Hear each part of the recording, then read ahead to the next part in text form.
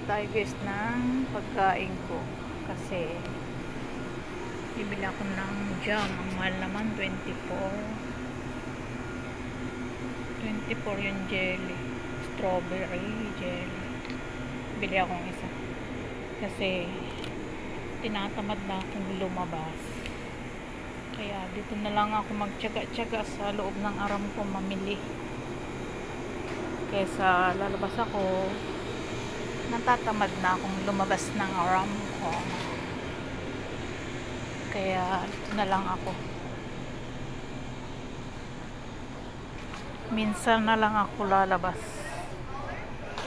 Mahilig kasi ako sa snack or mga kapag kakain ako, kailangan ko mayroong kakainin ba, pang alis umay kumbaga. Mga chocolates, ganon, pang alis umay. May chocolates naman sa amin, pakit-pakit. Kaso, hindi naman ako pwedeng araw-araw kumuha dahil yun ay binabao ng alaga ko. So, bibili ako ng sa akin. Pwede naman kumuha, pero hindi marami.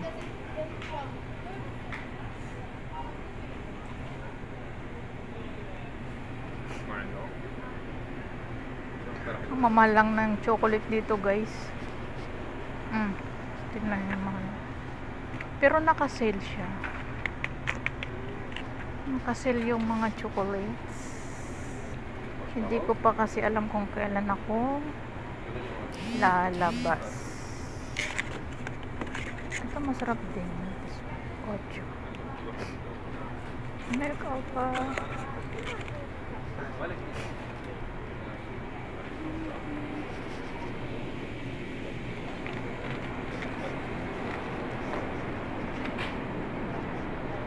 Bili ako may coffee naman sa amin, pero bibili ako ng Bonnie para sa tea kasi nauubos na yung panglagay sa tea.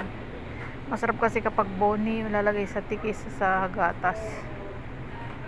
Yun, kaya bili-bili tayo. Bili ako ng coffee 3-in-1. 3-in-1 ba to? No, is 2-in-1. Nasaan 3-in-1 dito? Walang open. Dalawa lang siya.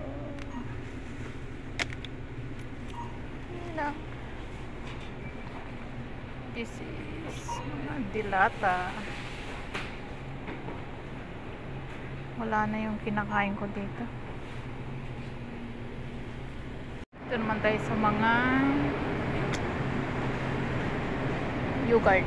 Ito guys, paborito ko to. Ito laging binibili namin kapag ako lumalabas. Hindi yan mawala. Tapos kapag bibili siya ng pagkain, tatanungin niya ako kung anong gusto ko. Ayun to.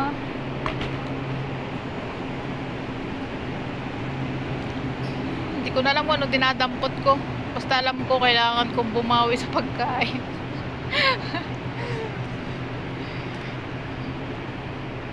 Bawi-bawi tayo sa pagkain.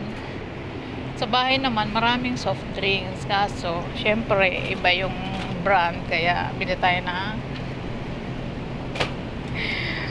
ibang brand. Hi. Dito naman tayo sa mga bread. Where is my favorite bread?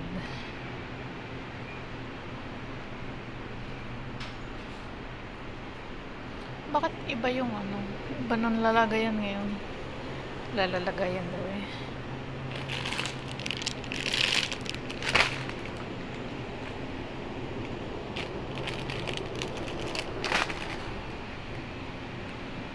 Dito na lang tayo muna guys sa Aramco. Ginoo. Tapos pag nagsesend ako ng pera sa GCash,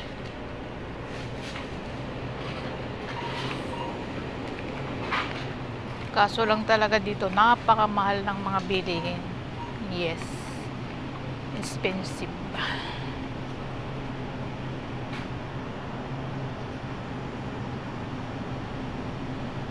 Magtataka yung mga boss ko kung bakit ako hindi lumalabas. Diba? Mga sale ngayon ng toothpaste dito, guys. Kaso wala pa akong pangbili para dyan. Magpapakargo kasi ako. Yan lang, guys. Magpe-payment na tayo. Going to cashier.